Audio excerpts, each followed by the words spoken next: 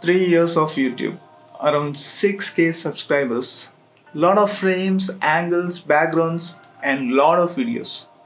Now, time for an upgrade. A proper studio build. Yes, I have made this space with lot of efforts, and this is going to be my upcoming space for creating videos, content creation, editing, and lot more fun. Okay, boss, let's begin. Studio Build 1.0.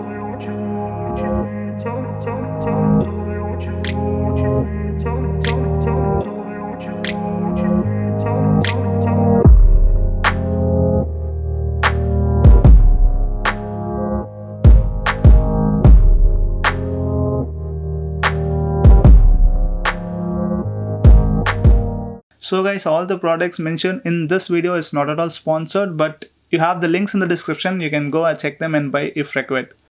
So here is my wife painting the walls. So starting with the room, it's a 10x10 room and we are going to paint this wall right behind me. So it's our living room and I'm going to just paint that wall, and the paint name is Thundercloud from Asian Paints. So one of the mistakes I did was buying a low quality paint. So whichever brand you are going, buy the highest ever quality and also use a roller to avoid any smudges while you're painting. So this is Asian Paints Royal A, which is their highest quality, and using this Thundercloud color and the roller made it look perfect. We got a smooth wall, so make sure your wall is fully puttied before it's painted. And this is a white tape that helped me separate between the wall, so I just painted 3/4 of the wall, so dark colors absorb light, so my wife suggested to go with 3/4 of the wall.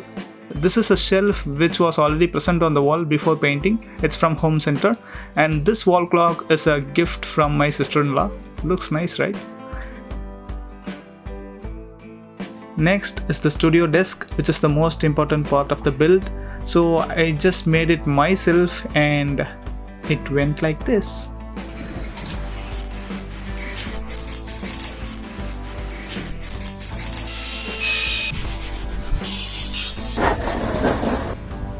So the whole plan is mine. It's custom built by me. Do let me know if you want a separate video for this table build. So I built it with 2 small racks in the bottom to have storage of all the other items of the studio. And this is a desk riser which was also made with the remaining pieces of the wood. And yeah, it came out really well. And this is a small Buddha statue that I just wanted to have on my space. Like Buddha represents peace. And the display device used is MI4A, which is a TV I'm using as a display device. And below the riser we have the power unit where all the wires are connected. And for the speakers, I have this Zebronics 2.1 speakers, but I don't recommend this. I just bought this as it matches with the table. Yeah, surely it requires an update. And next is our favorite thing, the Alexa. So yeah, whenever you are down, you're just gonna ask her to sing and you'll have a nice time. And this is a small lamp that I bought from Amazon which holds my stylus, some pencils, and also a laser light.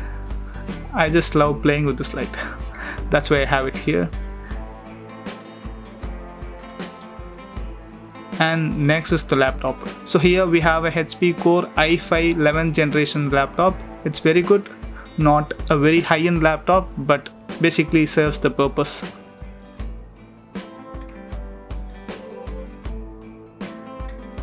Next is the desk mat, which is from Daily Objects. It's very cool and I just love its texture, where one side is of leather kind and the back side it's of rubber type. So this is the leather end, and if you turn it back, it's kind of a rubber type. And next we have the keyboard, which is Logitech K580. I just selected this because it serves both Bluetooth connection and also USB connection. So I wanted both since I'm also using the monitor as a TV. So I went with that. And next is the HP mouse. It's a USB mouse, looks very compact. Yeah, it's good basically.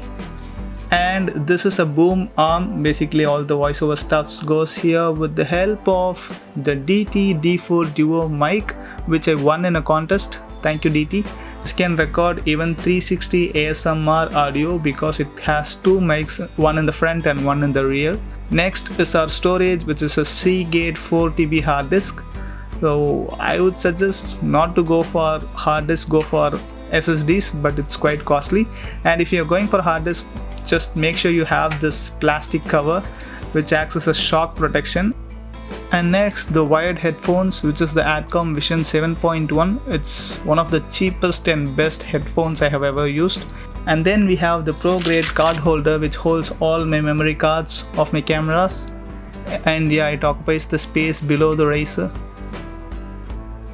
This is a custom made pendrive case where I keep all my pen drives, USB connectors, wires, all small things basically go inside here. Then we have the Verilux USB hub, which is one important item in the studio space because to transfer all data we just badly need this. So this is wireless headphones from Zebronics, which I rarely use, and it stays over the monitor. This is a GoPro, the GoPro Hero 8, which occupies the space between the speaker and the Buddha statue on the Razer. And going to the lighting, I just have a tube light behind the table, which gives mild diffused kind of light for the studio, and the red color light behind the TV is from a small tube light just placed behind it. And this is the Aputure MC, which occupies the space behind the Buddha statue, just acting as an ambience or a practical light.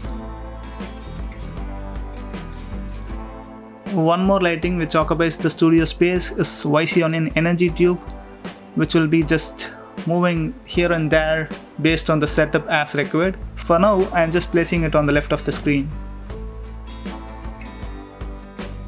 So these are some of the beauty props, the fake plants, the small props that add more beauty to the space.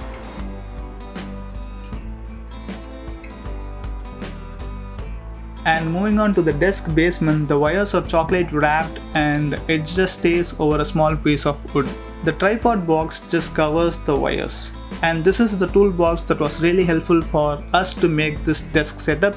The left shelf is occupied by books. It acts as a library. This is a recent book that I bought, Still Like an Artist.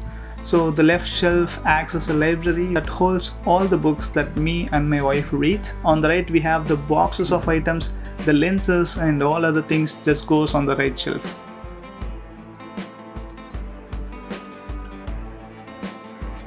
And moving on to the next cool part of the studio, which is the helmet hanger. So you would probably know that I have an Avenger, and this is an SMK helmet of my bike. So this is a holder that I bought from Amazon. It was quite cheap, some 500 or 600, I'm not sure. I'll put the link in the description. And it also has a hook to hang your caps or jackets. So this wall right here, I just left it plain. I didn't make any design for that wall because I just want that wall in case I want to shoot any product videos. When you want a dark background, I'm going to use this. So I left it plain. So here is our unboxing knife for unboxing all our review units and stuffs. So let it go here. This is the main tripod, the Digitech 520BH. We have another tripod, Benro, that I bought some few years back. And our main source of light is the Aputure Amaran COB60D. So if you want a full review, I have already made a video. I will give the link in the I button. Do check out.